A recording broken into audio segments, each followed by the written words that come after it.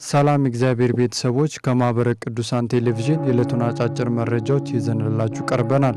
የላሊበላ ውቅር አብያተ ክርስቲያናት በዓለም ቁንጮ ተጓዦች ከተመረጡ 5 ምርጥ የዩኔስኮ ቅርሶች መካከል ተካተቱ።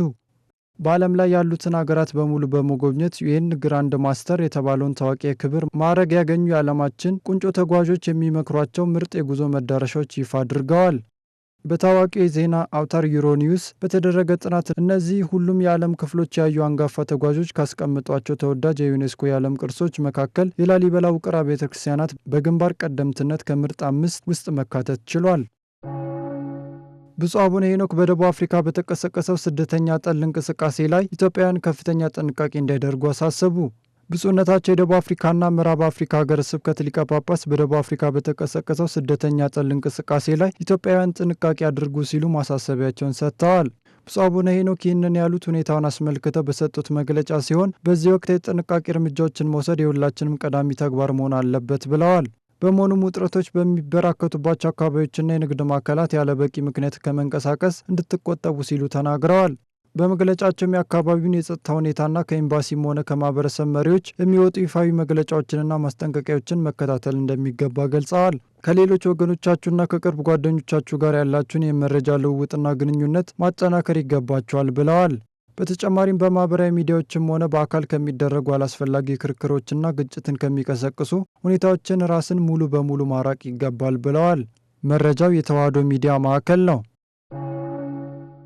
በማህበረ ቅዱሳን የወልዲያ ማዕከል የምክክር አገልግሎት ለሚሰጡ ካህናትና ባለሙያዎች ስልጠና ሰጠ። በወልዲያ ማዕከል የሙያና ማህበራዊ አገልግሎት ዋና ክፍል ኦርቶዶክሳዊ ቤተሰብን ለማጠናከር የምክክር አገልግሎት ለሚሰጡ ካህናትና የስነ ልቡና ባለሙያዎች ስልጠና መሰጠቱን አሳውቋል። የማዕከሉ ጽሕፈት ቤት ኃላፊ አቶ ሞላ ስጦታ ኦርቶዶክሳዊ ቤተሰብን ለማጠናከርና ማህበረሰብን ለማጽናት ምክክር አስፈላጊ መሆኑን በስልጠናው ላይ መገለጹን ጠቅሰዋል።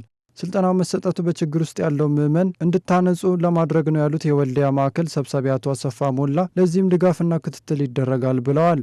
ተሳታፊዎች በበኩላቸው ስልጠናው በተከታታይነት መቀጠል እንዳለበትና የሰለጠነውን ወደ ተግባር ለመለወጥ እንጥራለን ሲሉ ተናግረዋል። በሌላ መረጃ በወልዲያ ዩኒቨርሲቲ ግቢ ጉባኤ ትምህርታቸውን ሲከታተሉ የነበሩ ከ240 በላይ ተማሪዎችን መመረቃቸውን ማዕከሉ ጨምሮ ገልጿል። መረጃው የወልዲያ ማዕከል ሚዲያ አገልግሎት ዋና ክፍል ነው። በሊባኖስ ቤይሩት ዝክረ ቅዱስ ያሬድ በሚል መሪ ቃል አብይ መንፈሳዊ ጉባኤ ተካሄደ። ጉባኤው ዝክረ ቅዱስ ያሬድ በሚል መሪ ቃል በብፁዕ አቡነ ዲሜጥሮስ የሊባኖስ የተባበሩት አረብ ኤሚሬቶችና የመካከለኛው ምስራቅ ሀገረ ስብከት ሊቀ ጳጳስ መሪነት በሊባኖስ ሀሪሳ ማርያም ቤተ ክርስቲያን ተከናውኗል።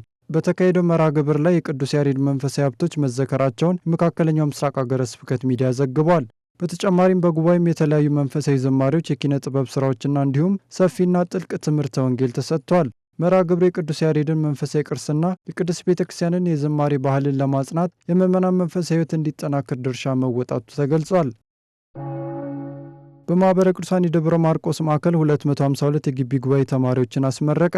በማዕከል የግቢ ጉባኤ አገልግሎት ዋና ክፍል በደብረ ማርቆስ ዩኒቨርሲቲ ለ4 ዓመት በዋናው ግቢ 150ና 102 በጤና ካምፓስ ያስተማራቸውን በድምሩ 252 ተማሪዎችን በመቃ አቡነ ገብረ መንፈስ ቅዱስ ቤተ ክርስቲያን አስመርቀዋል። የማዕከሉ ሰብሳቢ ድረስ እንዳላማው ታታሪ ገበሬ መሬቱን አርሶ መልካሙን ምርት እንደሚሰበስበው ሁሉ እናንተም ፈተናዎችን አልፋችሁ ለዚህ በመብቃታችሁ እንኳን ደስ አላችሁ ብለዋል።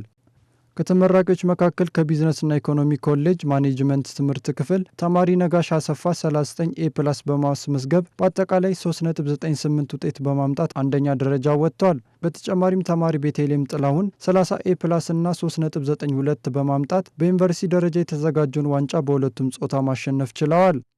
በተመሳሳይ መረጃ የደብረ ማርቆስ ማዕከል አቡነ ጎርጎርዮስ ትምህርት ቤት በ4 ቅርንጫፎች ለ3 ዓመታት ያስተማራቸውን 332 የቅድመ አንደኛ ተማሪዎችን አስመርቋል። መረጃው የደብረ ማርቆስ ማዕከል ሚዲያ አገልግሎት ነው። ብፁዕ አቡነ ጎርጎርዮስ ተማሪዎች የተፈጥሮ እንክብካቤ ልምድን በመተግበር እንደ አባቶቻቸው ፍሬያማ አሻራ ማስቀመጥ እንዳለባቸው አሳሰቡ።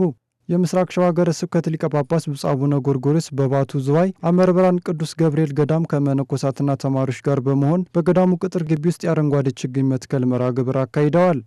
ብፁዕነታቸው በንግግራቸው ተማሪዎች ከመንፈሳዊ ትምህርታቸው ባሻገር ስለ ደን ጥበቃ፣ ስለ ተፈጥሮ እንክብካቤ ግንዛቤ ሊኖራቸው እንደሚገባ አሳስበዋል። አክለውም ተማሪዎች የተፈጥሮ እንክብካቤ ልምድን በሚሰማሩባቸው የስራ መስኮች በመተግበር እንደ አባቶቻቸው ፍሬያማ አሻራ መጣል አለባቸው ብለዋል። መረጃው የሐመረ ተዋሕዶ ሚዲያ ነው። የካህናትን አቅም በማጎልበት አገልግሎታቸውን እንዲፈጽሙ ለማስቻል ስልጠና መሰጠቱን የሀዲያና ስልጤ ሀገረ ስብከት ገለጸ። በሀገረ ስብከቱ ስር በሚገኘው በሌሞ ወረዳ ቤተ ክህነት አማካኝነት በተዘጋጁ ስልጠና ላይ የተለያዩ ርዕሰ ጉዳዮች ተነስተው ገለጻ ተደርጎባቸዋል። በስልጠናውም ክብረ ክህነት አበነፍስ አርያ ኦርቶዶክሳዊ ቤተሰቦችን ከማፍራት አንጻርና ሐዋርያዊ ተልዕኮ የሚሉ ርዕሰ ጉዳዮች ተዳሰዋል። መልአከ ሕይወት ቀሲስ ንጉሴ ባወቀ የሀገረ ስብከቱ ዋና ስራ አስኪያጅ ተገኝተው እንዳሉት ካህናት አቅማቸውን በማጎልበት አገልግሎታቸውን እንዲያሳልጡ ለማስቻል ስልጠናው መዘጋጀቱን አንስተዋል። ዋና ስራ አስኪያጁ በመመካከር ላይ የተመሰረተ አገልግሎት መስጠት እንደሚገባ ለሰልጣኞች ገልጸው ዘመኑን የዋጀ አገልጋይ የቤተ ክርስቲያን ያስፈልጋታልም ሲሉ ጠቁመዋል። መረጃው በእንሳ የሀዲያና ስልጤ ሀገረ ስብከት ሚዲያ ነው። ሰላም እግዚአብሔር ከሁላችን ጋር ይሁን። የዕለቱ አጫጭር መረጃዎች የእስካሁኖቹ ነበሩ።